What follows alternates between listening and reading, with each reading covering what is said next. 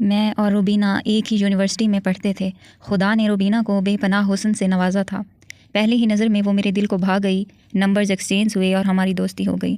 ہم دونوں ہر وقت باتیں کرتے رہتے تھے۔ روبینہ مجھ سے بہت محبت کرتی تھی، لیکن میں اسے ہر وقت یہی احساس دلاتا رہتا تھا کہ مجھے تم سے اتنی زیادہ محبت نہیں ہے، مگر وہ پھر بھی مجھے پیار دینے سے باز نہیں آتی تھی۔ مجھے اس پر رحم بھی آتا تھا اور غصہ بھی۔ میں نے روبینہ سے شادی کے وعدے ضرور کر رکھے تھے، مگر حقیقت یہ تھی کہ میں اسے شادی نہیں کر سکتا تھا، کیونکہ میرے بالغ ہوتے ہی میرے گھر والوں نے میرا نکاح میری چچا زاد بیٹی سے کر دیا تھا۔ روبینہ کو اس بات کا علم نہیں تھا اور میں بھی یہی چاہتا تھا کہ اسے اس بات کا پتہ نہ چلے، کیونکہ میں روبینہ کے جیسی نہ جانے کتنی لڑکیوں کے دل توڑ چکا تھا۔ مجھے صرف لڑکیوں کے جسم کی ضرورت ہوتی تھی اور جب وہ جسم میرا ہو جاتا تھا میں ان کو چھوڑ دیتا، اور روبینہ کے ساتھ بھی میں بالکل ایسا ہی کرنا چاہتا تھا۔ لیکن روبینہ ان لڑکیوں سے بہت الگ تھی۔ وہ سچ میں ہی مجھ سے بہت محبت کرتی تھی۔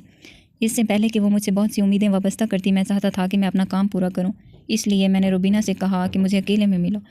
روبینہ نے جواب دیا کہ ہم یونیورسٹی میں مل تو لیتے ہیں، لیکن میں نے کہا کہ نہیں، مجھے تم سے اکیلے میں ملنا ہے۔ بحث بڑھتی گئی اور ہماری آپس میں لڑائی ہو گئی۔ 5-6 دن ہو گئے تھے ہماری بات نہیں ہوئی، لیکن میں پرسکون تھا۔ میں جانتا تھا کہ روبینہ مجھ سے ضرور ملنے آئے گی، کیونکہ وہ کسی بھی صورت مجھے کھونا نہیں چاہتی تھی، اور ایسا ہی ہوا۔ رات کو روبینہ کا میسج آیا کہ وہ مجھ سے اکیلے ملنے کے لیے تیار ہے۔ میں بہت خوش ہوا اور میں نے اپنی بات کلیئر کرنے کے لیے اس سے دوبارہ پوچھا کہ کیا تم شادی سے پہلے مجھ سے میاں بیوی والا رشتہ بناؤ گی؟ میری اس بات پر وہ پھر سے بھڑک اٹھی اور کہا کہ تم نے تو کہا تھا کہ صرف ملنا ہے، اور اب تم کہہ رہی ہو کہ یہ سب بھی کرنا ہے۔ جب میں نے روبینہ کو غصہ دیکھا تو میں نے صاف صاف کہہ دیا کہ اگر تم مجھ سے سچی محبت کرتی ہو اور شادی کرنا چاہتی ہو تو تمہیں یہ کرنا ہی ہوگا، ورنہ آج سے ہمارے راستے جدا جدا ہیں۔ یہ کہہ کر میں نے اپنا موبائل آف کر دیا۔ اگلے دن پھر سے روبینہ کا میسج آیا کہ ٹھیک ہے، میں تم سے ملنے کے لیے تیار ہوں، جگہ بتاؤ کہ کہاں آنا ہے۔ میں تھا تو لیا کا رہائشی، لیکن ملتان میں ایک یونیورسٹی میں پڑھتا تھا اور ہاسٹل میں رہتا تھا۔ ہاسٹل میں پہلے بھی میرے دوست لڑکیاں لے کر آتے تھے اور میں بھی پہلے کئی لڑکیوں سے اسی ہاسٹل میں مل چکا تھا، اس لیے روبینہ کو بھی میں نے یہیں پر بلا لیا۔ اگلے دن روبینہ اپنی چھوٹی بہن نائلہ کے ساتھ ہاسٹل میں آ گئی۔ وہ دونوں جب کمرے میں داخل ہوئیں تو میری نظر پہلے نائلہ پر پڑی۔ نائلہ روبینہ سے بھی کئی گنا زیادہ خوبصورت تھی۔ خیر، میں نائلہ کو صوفے پر بٹھا کر روبینہ کو دوسرے کمرے میں لے گیا۔ میں نے دروازہ بند کیا اور روبینہ کا دوپٹہ سر سے ہٹا کر بیڈ پر گرا دیا۔ روبینہ کے خوبصورت اور نرم و ملائم ہونٹوں کو میں نے اپنے منہ میں لے لیا۔ آہستہ آہستہ روبینہ بھی مدہوش ہوتی گئی اور اس کام میں میرا بھرپور ساتھ دیتی گئی۔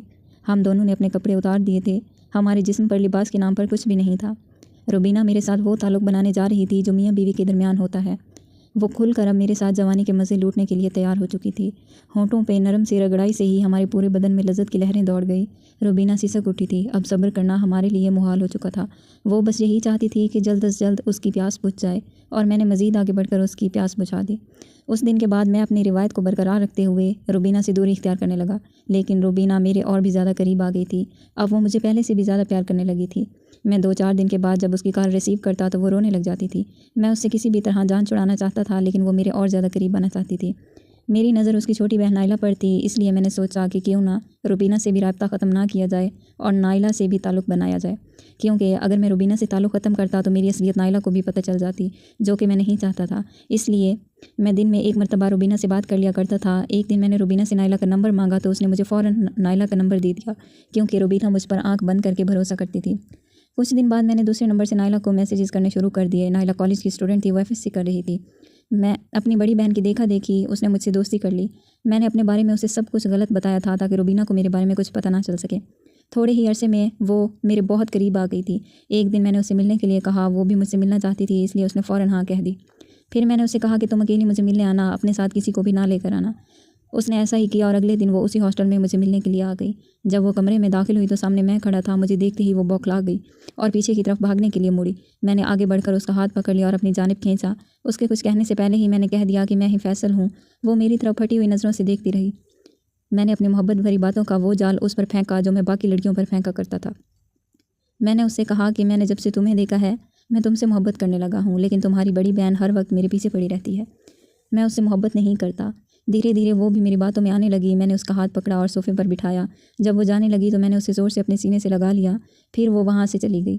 اب میں نے روبینہ سے رابطہ بالکل ختم کر دیا تھا۔ نائلہ کو میں کالج سے اپنے ہاسٹل روم میں لے آتا تھا اور اپنی ہوس پوری کرنے کے بعد اسے وہیں چھوڑا تھا۔ روبینہ کو اپنی بہن پر شک ہو چکا تھا، اس لیے ایک دن وہ ہمارا پیچھا کرتے ہوئے ہاسٹل تک آ پہنچی اور اسے ہمارے بارے میں سب کچھ پتہ چل گیا۔ میں نے اور نائلہ نے دھکے مار کے روبینہ کو وہاں سے نکال دیا اور وہ مسلسل رو رہی تھی اور کہہ رہی تھی کہ تم نے مجھے دھوکہ دیا ہے، خدا تمہیں اس کی سزا ضرور دے گا۔ میں تو تم سے شادی کرنا چاہتی تھی، تمہاری بیوی بننا چاہتی تھی، اپنی پوری زندگی تمہارے ساتھ جینا چاہتی تھی، لیکن تم نے مجھے دھوکہ دیا۔ ہم نے اس کی ایک بھی نہ سنی اور اسے وہاں سے نکال دیا۔ نائلہ نے مجھے پرسکون کرنے کے لیے اپنے خوبصورت ہونٹ میرے ہونٹوں میں دے دیے اور پھر ہم جوانی کے مزے لوٹنے لگے۔ ایک دن میں نائلہ کو واپس کالج چھوڑنے جا رہا تھا تو راستے میں ہمارا ایکسیڈنٹ ہو گیا۔ نائلہ ہمیشہ کے لیے کوما میں چلی گئی اور میری دونوں ٹانگیں ضائع ہو گئی۔ جیسے ہی مجھے ہوش آیا اور مجھے پتہ چلا کہ میری دونوں ٹانگیں ضائع ہو گئی ہیں تو فوراً روبینہ کی وہ بد دعائیں میرے ذہن میں آئیں۔ کئی بار میں نے روبینہ سے رابطہ کرنے کی کوشش کی اور معافی مانگنا چاہی، لیکن شاید وہ اپنا نمبر چینج کر چکی تھی اور میں اسے ڈھونڈ بھی نہیں سکتا تھا کیونکہ میں چلنے کے قابل نہیں تھا۔ اگر آپ کو ہماری یہ ویڈیو پسند آئی ہو تو اس ویڈیو کو لائک کریں اور چینل کو سبسکرائب کریں۔ شکریہ۔